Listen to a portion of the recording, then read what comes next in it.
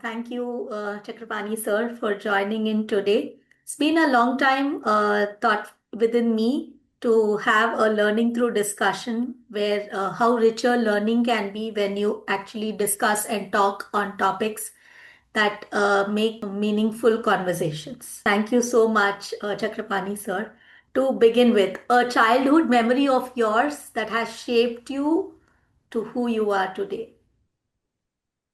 I think it's very difficult to say that one memory has shaped my thought process of getting into the civil services.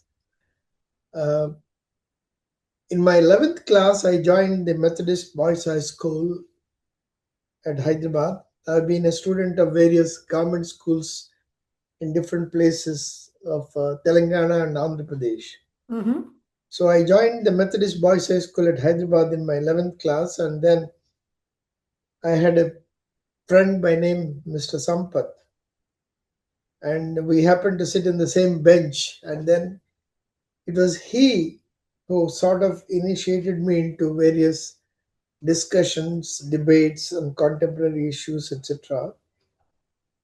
My reading of newspaper, particularly the Telugu newspaper, when I was in my 11th, 12th year at Warangal, probably also uh, added to this kind of a desire that I should get into the civil services. Interesting. Mm. And I started reading the newspaper, and then I found that it was very exciting to go through various items.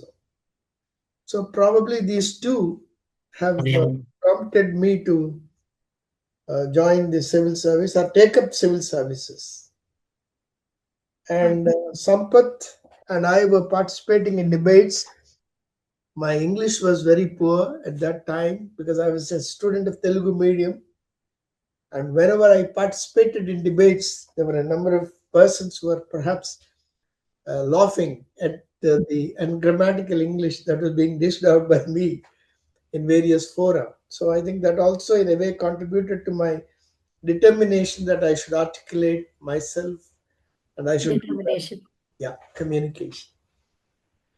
So Wonderful. these are the initial factors, and then my seeing some of the national leaders in some of the programs, particularly I happened to see Jawaharlal Nehru Mm. in 1962, immediately after the India-China war at Warangal in a public meeting, probably prompted me. Wow. You met him in person, sir? I didn't meet him in person. I saw him from a long distance. I attended a Okay. public meeting addressed by. Ah. Mm. So that was also some kind of an inspiration to, and my first exposure to the political governing processes of this country. So all these, I think, have prompted me to take up to civil service. Interesting. Okay.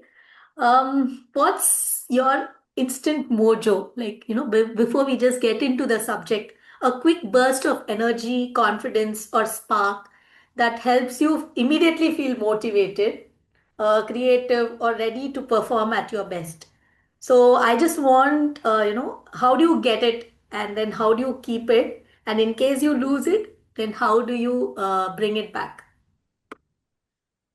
Well, I think in administration, once you have joined, I don't think we function in terms of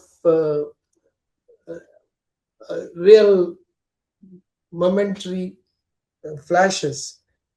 I think we are all trained to be very cool. We are trained to be simple, not Mm. react.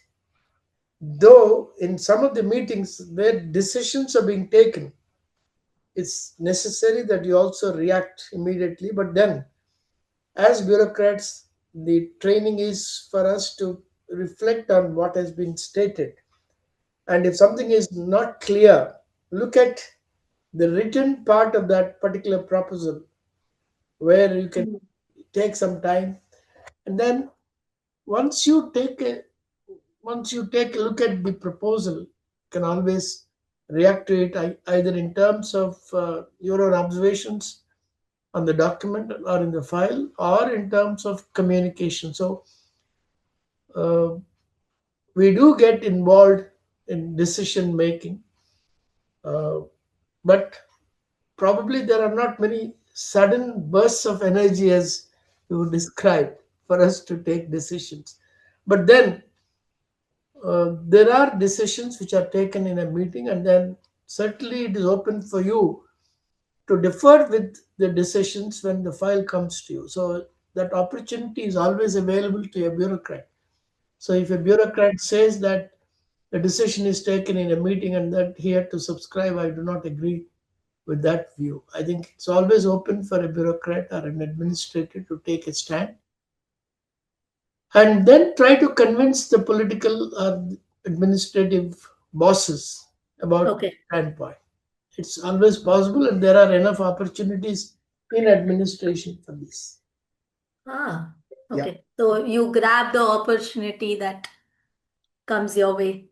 right, Okay. So grabbing an opportunity to perform is right. You see, we don't we don't function in a theatrical manner in meeting. mm, mm, It's a long, drawn out process because uh, in administration, uh, there are always issues which do get repeated. I mean, and then if you are willing to take a chance, the politician would always, if you are, let's say, a district administrator, and if you explain in a proper manner to the political master that this is a stand that you would like to take, probably they would always help you uh, in in sorting out the issue. okay. So then there have been very a number of opportunities that have come in my way, particularly when I was the commissioner, intermediate education, etc. I had enforced a lot of discipline in examinations, and then I also there was an issue where, of course, I didn't inform the political masters beforehand, but I took a decision saying that nobody who has put in less than 75% of the attendance should be given hall tickets in the intermediate plus two examinations, hall tickets. Okay. Yeah, discipline is something very difficult to follow. No, Yeah, sir. yeah. I didn't beforehand explain to the political master at that time, the Okay. chief minister or the minister, but then the entire assembly was urgent on this issue for two Oh, days. And then the political masters had difficult time in in oh, answering questions in the assembly. But then they did appreciate the need for disciplining the whole yeah, yeah. system, and then they agreed with me, though I have not briefed them. So I think occasionally you have to take chances and then Mm, take a stand.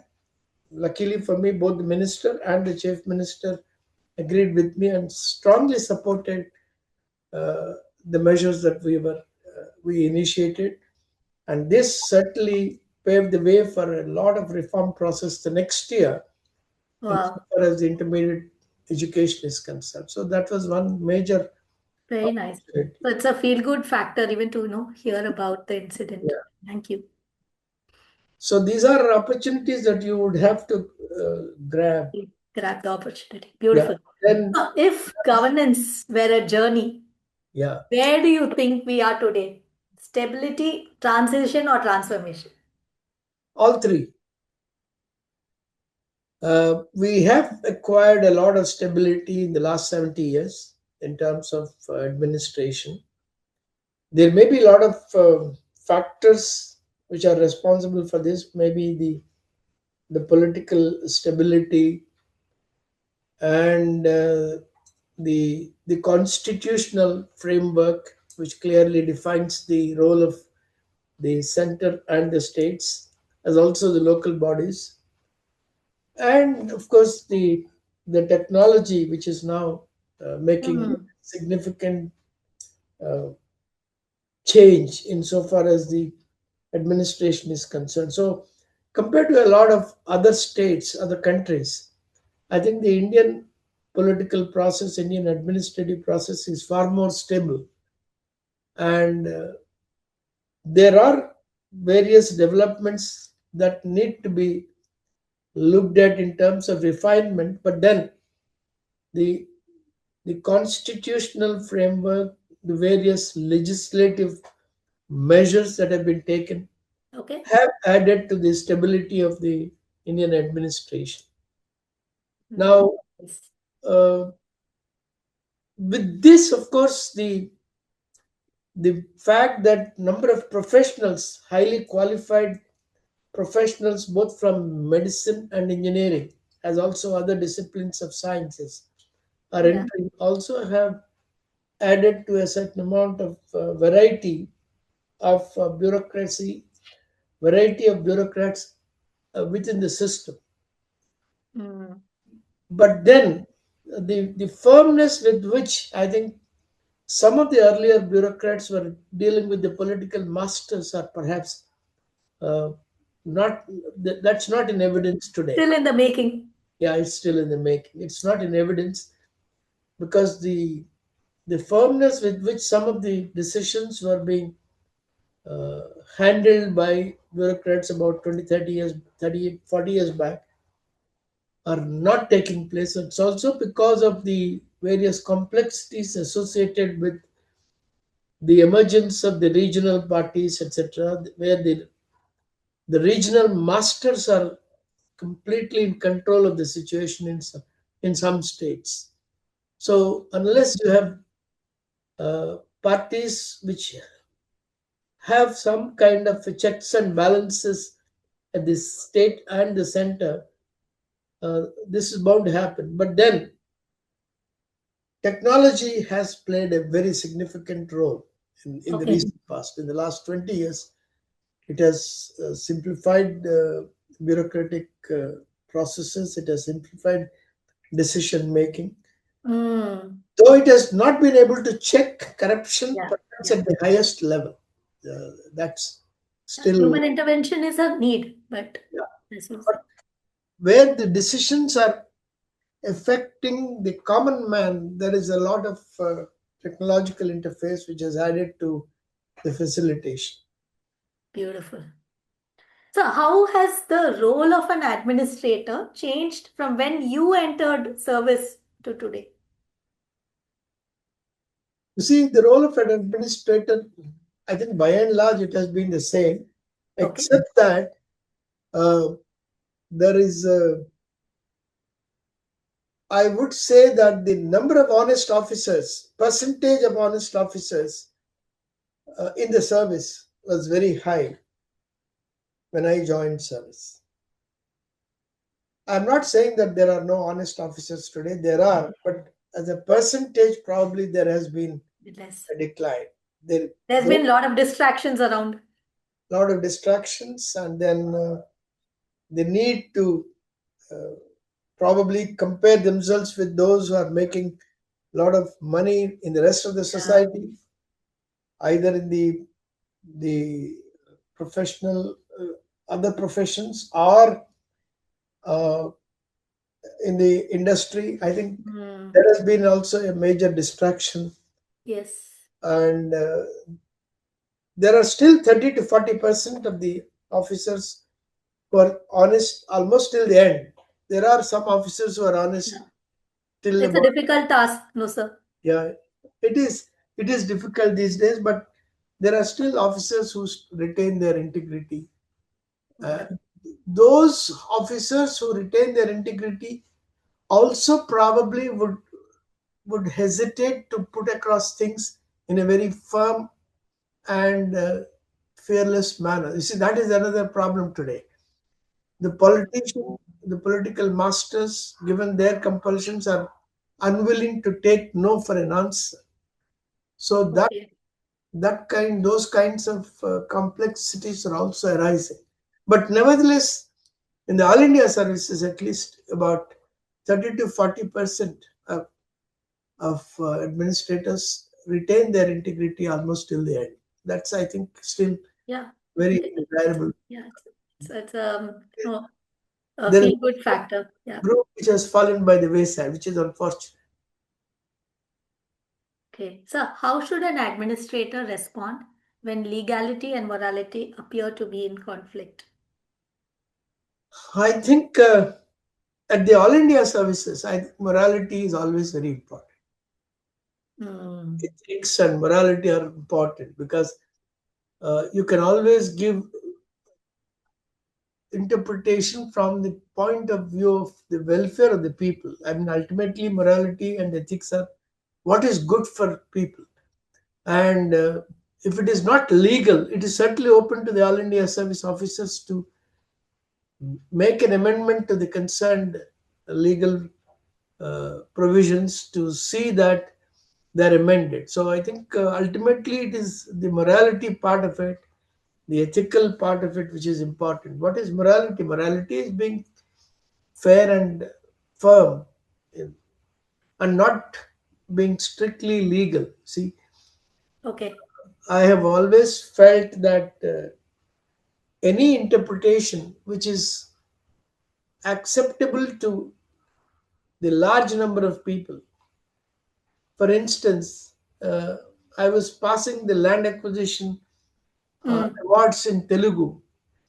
There is no explicit provision in the act at that time that the land acquisition awards can be given in Telugu, Okay. but I did give them. Then somebody said there is no provision. I asked them, is there a provision which is preventing the issue of proceedings in Uh, Telugu? There is no such provision either. yes. So, in these matters of interpretation, I'm sure you can always Yeah. take an interpretation which is in favor of the large number of people. There's no point in issuing a land acquisition proceeding which is not understood by a person whose land is being acquired. Yeah.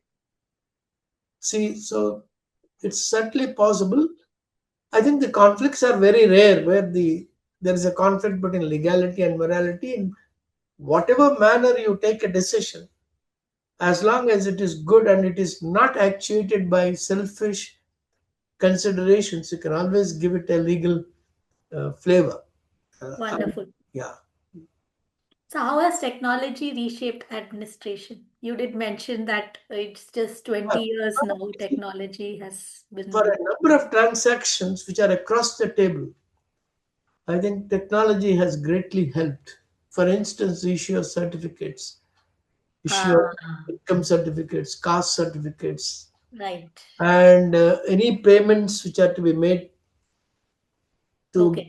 to Hmm. government organizations, any retrieval of information relating to the certificates, all that has been greatly facilitated by By technology. technology today, I think. Yeah. The second is thanks to the Right to Information Act, Mhm. 2005, Okay. most of the documents are in public domain or they can be in public domain on demand. Ah, So, in fact, uh, it is to the credit of Mr. N.T. Ramarao, as long back as about 40, 45 years back. I was Deputy Secretary to N.T. Ramarao, okay. 1984 to 89, and also in his second tenure for a brief period. He said that every file should be declared as a public document. Okay. Every Yeah. file. And it should be in public domain. There was no internet at that time. So a file has to be physically seen. Now that there is internet, Yes. it's all the more easy to declare all files as public documents. Yes. If you want, you can classify some of them as not being accessible. They cannot be accessed for various reasons, Okay. security, Yeah. competing interests, etc. But they But are available. yeah, it can be made available. So this is again a great Can be made available. can be made Beautiful. available. Yes, and this should be. I think every file, according to me, should be declared as a public document. Should be put in public domain in the internet. Yeah. That would substantially reduce whatever transactional illegal costs are there still. Though they've come down, they're still there uh, at some Yes. places. Interesting. So, Yeah. any problematic situations because of technology? Um, for the politician, yes, because the Supreme Court and the various courts have been asking for the note files in Mm, certain cases, what has been written, etc. But then uh, the the manner in which a decision is taken is also a very complex process. As you know, it's there is a note file, there is a central file, central okay. queue, and whatever you write, you can always justify in the note file. So if you explain why you are suggesting a particular course of action, and if it is rational and legal and borne out by facts, you can always make that available in public domain. So thanks to the Right to Information Act, Okay. this decision making also is in public domain. In fact, courts have said that even the note files, they can ask for the production of note files. So uh, immediately after some of the scandals at the national level, the note files were closely seen by the courts of law, and they did come to a conclusion about a number of decisions which were finally taken. Of course, that was also delayed subsequently Interesting. some decision making because everybody was hesitant or afraid of writing down in a objective manner. But then the Right to Information Act and the emergence of technology have contributed uh, in a very great fashion. But unfortunately, 40 to 50% of the bureaucrats do not put forth their views on file. They are hesitant. They think that it is not in tune with the political masters' uh, Okay. dictates or political masters' proclivities or whatever they are. Mm, So that is where is the conflict. So they join hands or they are facilitating the process. okay. If they are even if they are honest, and if they do not put forth their views on file, I think that kind of honesty is no honesty. There Mm. has to be a courage of conviction on their part. So that, but then you should be mentally prepared for that.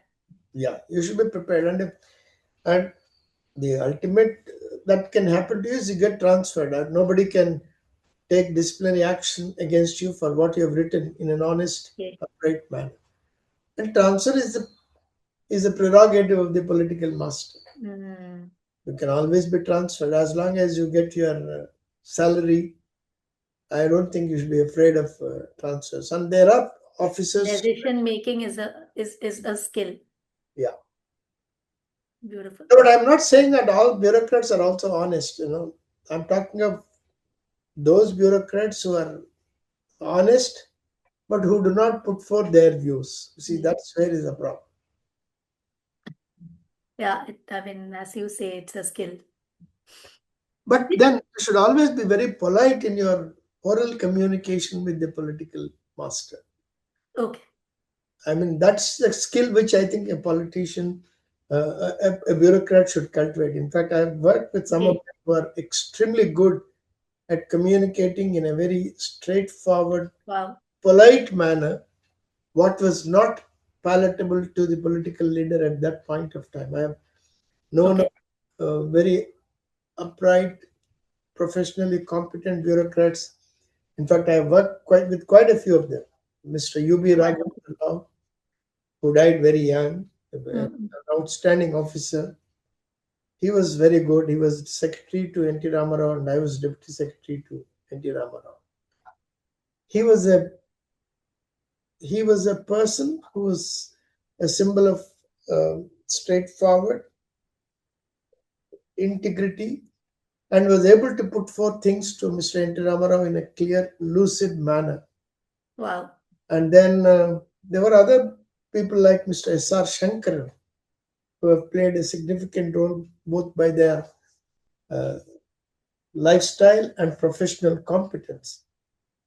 And Mr. S.R. Shankar, uh, he declined the award of Padma Bhushan to him as a bureaucrat, and he, of course, he is no more. Oh, And he is highly regarded as a model bureaucrat by most of us. And Mr. wow. Uh, Rao, C.S. Rao, again another bureaucrat. These are all outstanding examples of very Okay. thoroughly competent, polite bureaucrats who stood their ground all along. And there are, I'm sure, such bureaucrats in various states and at the Government of India level. So being polite is a great skill for an administrator. Skill, you can differ with the political master or a senior bureaucrat in a very polite but Wonderful. firm manner. Wonderful. It's So, very so thank essential, you, sir. and These are, also recognize the positive qualities of the other person, even as you are explaining or you are handling mm, the subject. That instantaneously, in fact, Mr. UB Raghavendra was able to do it in great measure because he was able to identify the positive aspects in the political master immediately. So he had a lot of friends from the political circle also okay. when he was discharging his duties as Secretary to Chief Minister. Wonderful. So, which experience in your career most shaped your understanding of public service? All my collectors who trained me, Mr. Ray was my collector who trained me in Varangal. Mr. S.K. Arora was my collector when I was the first deputy collector in Miryalguda, Nalgonda district. And number of other officers, they were all very good. They encouraged us to take decisions. They supported us when we take maybe occasionally aggressive, rash decisions in our anxiety to do good. They supported us in some of our mistakes. So, uh, most of them, in fact, I've had the good fortune of working with outstanding civil servants who were my senior officers, and all of them, including, as I said, Mr. U.B. Raghavendra, Mr. C.S. Rao, etc. All of them shaped our Okay. behavioral The profession. pure group was Yeah, great. it was really good. Wonderful. Some of the political masters were also good. Mr. N.T. Ramarao was good. I was very young when I was deputy secretary, and then he was very indulgent. He was a little free with me, unlike his dealing with senior bureaucrats who was they were a Ah, little hesitant. He encouraged me to bring up any issue. In fact, I was wow. bringing him up and taking his clearance for showing files. So I was able to show files at any time at very short notice. So he was able to. He knew that there was some urgency, and I was trying to get the files clear. So, Wow. but So not I more. mean, that defines a leader, no, sir? Like, you give your space and then Right. you encourage your subordinates to get work done. Yeah, Wonderful. that's right. You see, in fact, when I was commissioner the first year, I tried to be a little firm, enforce a lot of decisions, increase the working hours, and held classes in summer. First year of my tenure as uh, Commissioner Intermediate Education. Mm. They all said the Commissioner should go back. And then I told them, yes, I'm not like Simon, who had England to go back. I'm born and brought up here, and I would stay here. But then the second year, their their level of cooperation has substantially increased because they saw the results. Ah, Very, very supportive of all the steps that we initiated. yeah. Similarly, when I was collector in Nizamabad, I enforced discipline, and then the pass percentage of 10th class came down from 66 to 16%. The pass percentage of students in the 10th Oh class. my God. Then they were all very Huh. disturbed with all that. The Curious. next year, the same teachers worked very well, and they gave their Ah, best, and it has substantially yeah. increased. You always need a motivation to You need a work. motivation. Yeah. Wow. And when I went to Nizamabad about 3 4 months back, four Okay. of those who passed the examination in 93 as Mm. class students came and met me. One was a forest officer, the other was a teacher, the third one was a headmaster. They all said, we belong to that 16% of those who passed the examination. And he said they are jocularly referred to as a Chakrapani badge because we passed the examination during that year. This is after 40 years. So uh, you can imagine, almost 35 years. okay. You can imagine Yeah. the But kind of. that's good. Like, the teachers worked hard. I mean, that's an inspiration to Yeah, even the teachers did students. work hard. Yeah. And when I left the intermediate, the pass percentage went up from about 26% to 52% in Wow. government colleges. So Ah, it greatly helped the, the intermediate system to be uh, taken forward, yeah. restored the integrity of that examination process. And we were also able to build a lot of infrastructure through NABARD and other Ah, sources. yeah. Infrastructure is a very important aspect. Infrastructure, educational infrastructure, Yes. there were not many rooms in various colleges, Mm. so we To added rooms, accommodate. and there were four tranches of NABARD assistance, and each year about 50 crores was sanctioned for the construction of buildings and other infrastructure, and that was a great help Wonderful. years back. Nice. So what personal values helped you navigate high pressure roles? The the the the fact that you have a cause, Okay. and that you have a cause which is not very far off, but then there are immediate, maybe surmountable obstacles. That's one. And a lot of support from the political masters also was coming, Mhm. and that helped us to overcome some of these. So do And you have support? You will have to mentally first be determined to do yeah, what you want. and you should be able to convince them, take them into Mhm. confidence. Yes, And the political master knows what is good for people much better than any of us can because ever. they have already experienced. They have experienced and they are exposed to them almost Mm. day in and day out. So, So should you be like, if you have to be a political master, then one quality that you should master is, you said being polite. yeah, that's true. And Second, the second is you should be able to put across things to them at any point of time. Seek time, tell mm, them that this is what is in the interest of okay, administration. the intuition that you Yeah, get, and then you, yeah.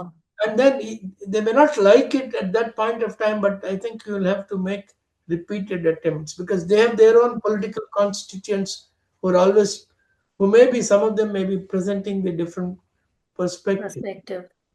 So it's necessary that you take them into confidence.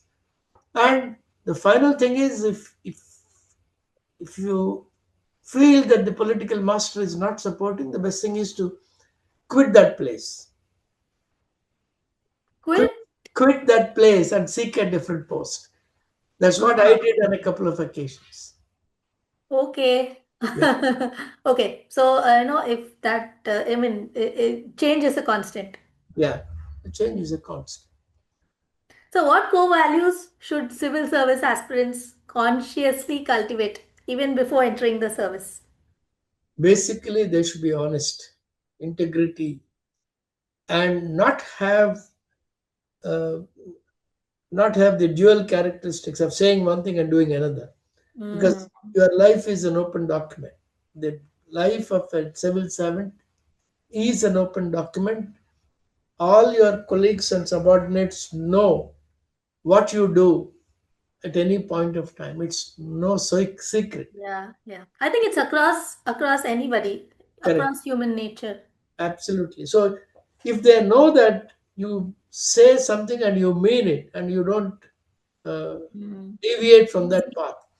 That's very important. The second thing is, if somebody were in difficulties and if you are able to stand up and support that individual, that would also send a very strong signal. It's very often that those who are at the cutting edge level are exposed to a lot of pressures, exposed to a lot of intimidation by some aggressive elements, either from the Yeah. system or from the administrative. If not, it's available. Humpty. There are too many available distractions. Yeah. So it is necessary that you support that individual who is trying to uphold the Yeah. integrity of the whole process. And that will send a strong signal to your subordinates saying that, yes, here is a person who will support us in times of a crisis, and then we can take a decision and go ahead with the implementation. That's very, very important. Beautiful. So, if you were an administrator for for a day, which issue would you first address? I would address the first issue that every government servant and every political master should send his children to government schools. That's the only way you improve the governance of public institutions. Number one. Number two, I would also insist that all those who are beneficiaries of the public system, whether in the political domain or in the administrative domain, they should get their treatment, medical assistance only from public hospitals. I think the Hmm. Health. corporates in the health sector and education sector uh, have totally weakened the Okay. public institutions. So I would, that's one step that every public servant should educate his children in public institutions and also should take treatment in public hospitals. That's one thing which I think if I'm there as chief minister of any particular state, I would insist. It's not likely, but then that's Yeah, because health and education are major factors and domains. very important. So, what quality do you value most in a public servant? Efficiency, empathy, or integrity? I think integrity Stands first. Yeah. is it stands Domain. out as most important. Uh, of course, you have to be efficient, but then even if you are personally not efficient, you can always take the help of people. Once Okay. you once your intentions are very clear, you can always get the help of people uh, who can support you in various Okay. decisions in making them and also in implementing. That's their Okay. integrity is of the essence. So, And empathy is another quality empathy, that of course, yes. Empathy also is a product of your integrity. See, art product. Hmm. yeah, it's a product of your integrity. And once you start interacting with people, you will certainly be empathetic.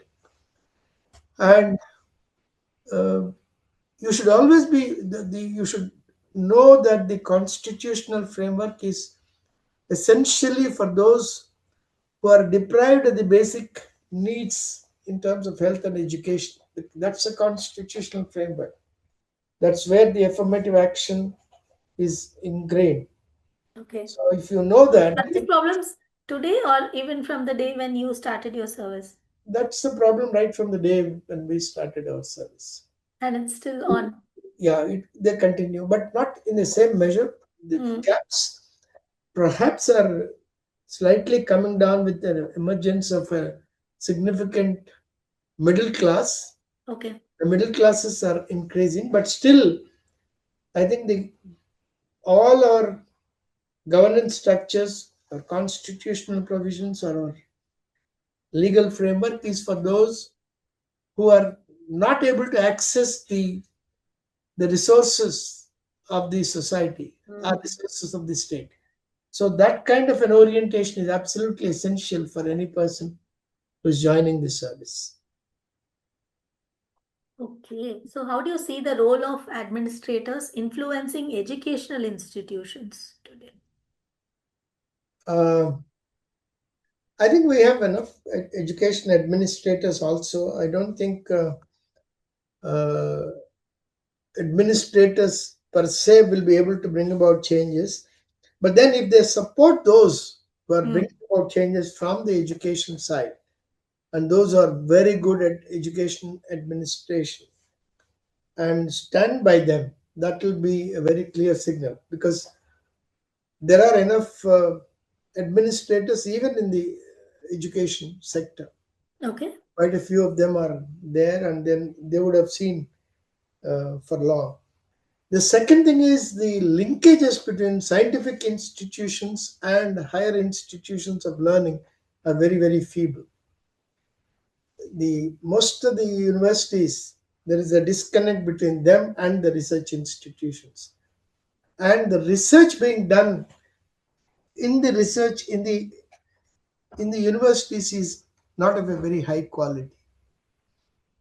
So it is Yeah. absolutely essential that the quality of research uh, is improved by a very strong linkage with scientific bodies, with institutions of higher learning, with institutions which are doing very well abroad. So that's where the government of India is also taking a number of steps of Yeah. ensuring that the IIMs, the IITs establish their own campuses elsewhere outside the country. Okay. Okay. So I think Hmm. that will also greatly facilitate the exchange and flow of Homegrown talent. information and thoughts. So I think this is where the administrator would be able to play a very important role in Wonderful. establishing these linkages with the rest of the world. So I think they should keep their eyes and ears open. So, what qualities do you think future administrators must learn beyond textbooks? They should be basically rooted in the society. That's what is happening now. Mm. Education policy is insistent that there should be a lot of practical exposure to the students right from their school days, and so the the ability to identify institutions of excellence and linking them up with the rest of the society is another quality that the administrator should be able to uh, bring about, and the ability to also make changes.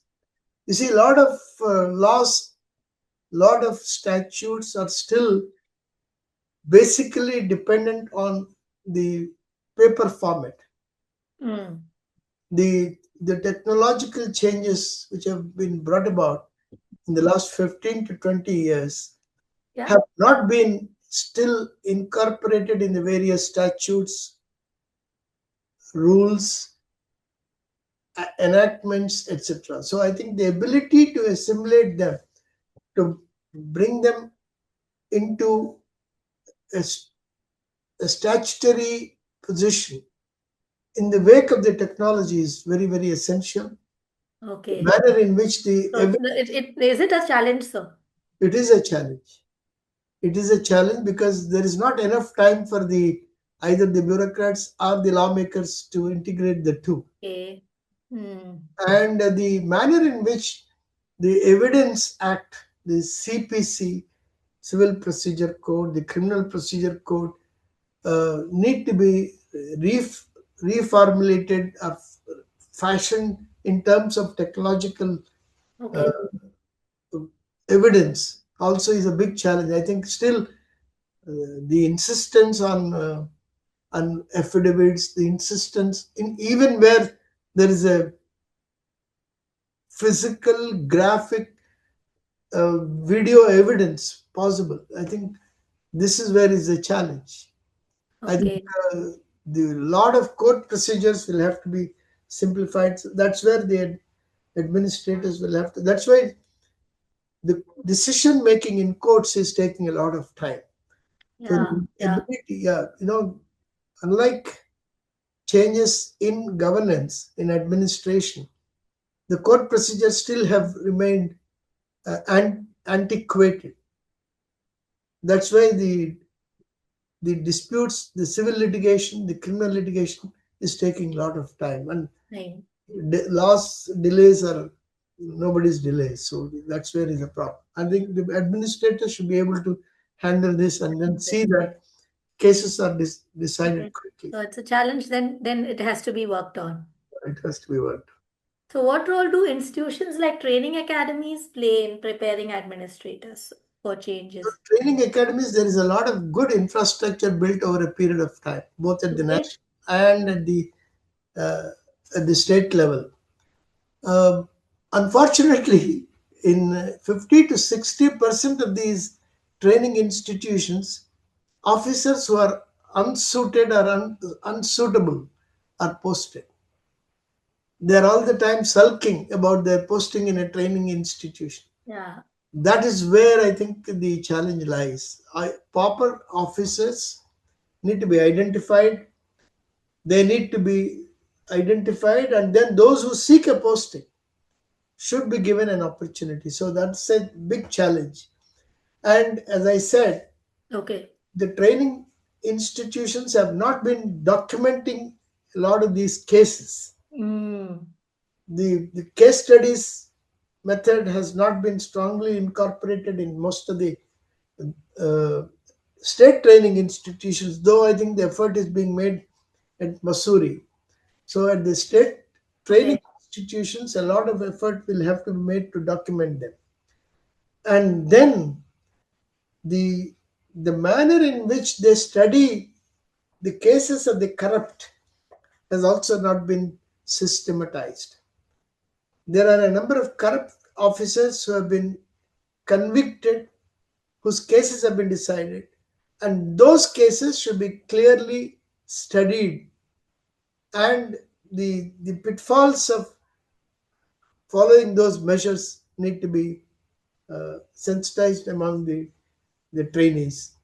And a lot of effort need to be made, particularly at the state training institutions, at integrating the all India service officers with the rest of the services. I think Okay. they are still made to feel that they are the chosen ones, and that there is an insularity which is built in between the officers of the all India services and the state level functionaries, state level officers. So a training academy should be able to uh, bridge this gap, should bring in a lot of camaraderie between the All India service officers and the other state civil services or engineering services, Okay. medical services. That I think is hardly looked at the state level Yeah. training. Interesting. Hmm.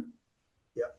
So what competencies will future administrators need beyond traditional administrative skills? Well, as everybody says, artificial intelligence is a major AI. area that You I see think is AI here as well. AI, yes, and their ability to identify good persons. They have Mm. to be constantly on the lookout for Yeah. outstanding People. individuals who have made significant contributions, not only in the government but also outside the government. That's why there is a practice which has been introduced in the universities called the professor of practice. A professor of practice is one who has made a lot of contribution in his own field.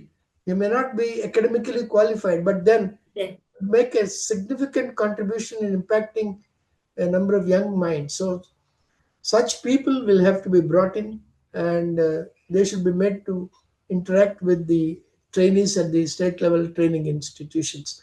Wonderful. Then the interaction between the what are called the state, they are called the state institutes of administration and the sectoral training institutions. There are sectoral training institutions like the medical institutions, engineering institutions, and institutions of training in agriculture. There has to be a proper integration of the functioning of the sectoral training institutions and the ATIs, administrative training institutions, as Okay. they're called. It's a very, very essential. I think that is lacking today. Okay, that's interesting. Okay, sir, got it. So, what quality? So, I mean, these qualities, as you said, as a student, the qualities that you should develop. You said you started by reading the newspaper. So, what qualities should aspiring administrators consciously develop from their student life? I think they should start reading a newspaper. That's the first thing, number one. Okay, yeah, Number two, knowledge. knowledge. Number two, I think a constant, repetitive visits to various places of excellence in this country, at least at the high school, plus two level, will expose them to various processes. When I talk of places of excellence, I am not only talking of scientific institutions, I'm talking of projects, I'm talking of the various institutions which have been built up over a period of time, the last 70 years, the projects, the irrigation projects, the road projects, etc., and the manner in which Hmm. they are implemented. I think it's we should give them a good grounding. We should Okay, motivate that's them. an excellent thought process, sir. Yeah, and there are good schools which are doing that. In fact, Oh, I've known of good schools which take them at the school stage instead of merely taking them to on a botanical tour. They should also be taken round all the institutions which have been built for a period of time in this country. So I think that will be a very, very challenging process. sounds interesting. So, what would be your one message to young citizens who wish to serve the public? Be honest and simple. It's very difficult. Yeah. But then if you are not honest and simple, you are unfit to be a civil servant. Oh. So, if you're addressing a new batch of civil servants today, what would be your core message? My core message is unfortunately a number of All India service officers are developing a certain amount of insularity and that ego. I think they should consciously eliminate their egos. The status consciousness which is being built into every aspect of their professional functioning, I think they should make an attempt to keep it at a distance. The ability to learn from everybody, right from the lowest functionary of the office, should be cultivated. In fact, I've learned a lot from those who are at the lower end of the spectrum. The first person who handles a file. So the ability to learn from your subordinates of various at various levels, and your ability to make people comfortable in your presence, not intimidate them. I think these are essential qualities that Yeah, a yeah. young administrator should learn Should and learn, develop, be able and to interact. Yeah. practice. Okay, so I mean, we're like kind of almost, getting into the last segment or the last one question. In one sentence, what defines a good administrator in an evolving polity? Your ability to sort of put across things in a very candid fashion, Hmm. and your ability to define the contours of any decision Okay. or no further. These are characteristics. In fact, Mr. S.R. Shankaran Hmm. was wanting to, S.R. Shankaran was a legendary bureaucrat. He was instrumental in bringing a lot of people out of bondage. He was fighting against bonded labor. So Okay. he was emancipating the bonded labor both by himself and also through the other officials, including the district collectors and heads of the department. So the then chief minister once told him in a cabinet meeting that you are Hmm. behaving like an Naxalite of the services. Then Mr. S.R. Shankaran said the Bonded Labor Act is enacted by you, and if you do not want its implementation, please abolish it. Okay. I have a constitutional duty to perform Hmm. and implement that act. But if you have it in the statute book, I have no other option and I am duty bound to implement that act. So he politely told him and then he walked out of that cabinet meeting. So the ability to Oh, put forth, and he was, of course, he had to, uh, he went away and then he went as chief secretary of Tripura okay. for about 5 years and he did extraordinary work in Tripura as chief secretary. Wow. So the ability to put across things and then clearly define your constitutional statutory functions and tell the administrative and political masters that this is bound to be done and this is essentially it needs to be done. So that is the ability that should define every administrator today. Wonderful. So thank you so much for your time So and thank for you very all much. the knowledge. So until we meet again for another topic, thank you so much, sir. Thank you very much. I appreciate this opportunity. Thank you.